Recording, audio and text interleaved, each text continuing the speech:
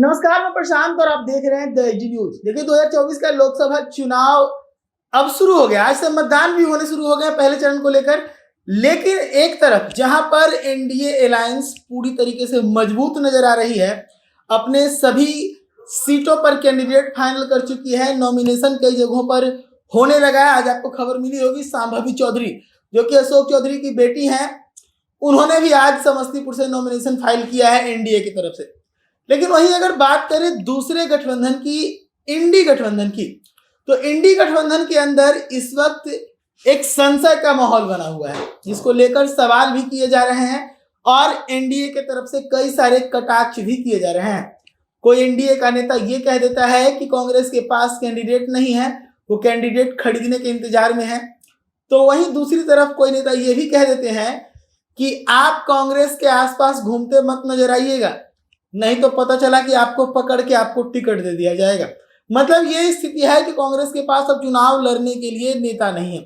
ऐसा दावा अब एनडीए की तरफ से किया जा रहा है। लेकिन ये दावा जो है कहीं ना कहीं पुख्ता होता भी नजर आता है एक बार, क्योंकि चुनाव शुरू हो गए हैं, मतदान शुरू हो गया और ऐसे में अभी तक जो कैंडिडेट सामने नहीं किए गए हैं, तो सोचने वाली बात है कि आखिर कब कांग्रेस अपने कैंडिडेटों के नाम की घोषणा करेगी, आखिर कब उनका नॉमिनेशन होगा और कब वो वोट मांगने के लिए जा पाएंगे। तो ये एक बड़ा सवाल है। इसको लेकर लगातार इस बात को लेकर संशय बनता रहता है कि आखिर कांग्रेस इन चीजों को कब तक टालेगी और कब तक अपने कैंडिडेट्स को सामने लेकर आएगी। मैं आपको बताऊं कि एक तरफ सांभवी चौधरी, आज सांभवी चौधरी को लेकर आपको खबर मिली होगी कि वो समस्तीपुर से उतर रही हैं। तो वहीं उनके ही सामने उनके ही पिताजी के पार्टी के सहयोगी नेता के बेटे सनी हजारी उनके सामने आने वाले हैं। कांग्रेस की तरफ से खबर ये है, लेकिन मुहर लगता हुआ दिख नहीं रहा है। आपको खबर ये भी मिली होगी कि कुछ समय पहले सच्चिदानंद राय जो कि अभी एमएलसी है सारण के, उनको भी टिकट मिलने की खबर थी, लेकिन अब एक बार फिर से ये खबर ठंडे बस्ते में जाती हुई दिख रही है।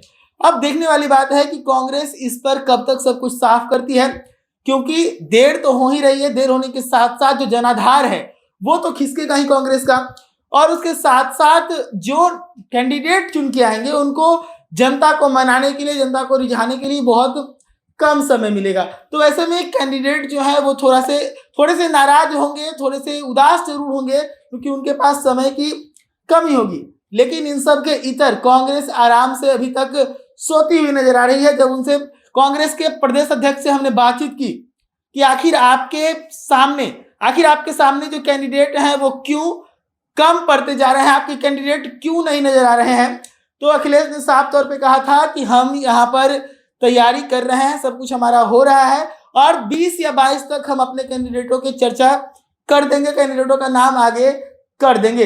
लेकिन अब लेट हो रहा है, ये हर कोई जान रहे हैं। सवाल अब ये खड़ा होने लगा कि क्या कांग्रेस जिस प्रकार से पिछले बार लोकसभा में लापता थी, बस एक सीट जीत पाई थी बिहार से, तो उसके बाद से कांग्रेस कहीं हार तो नहीं मान ली?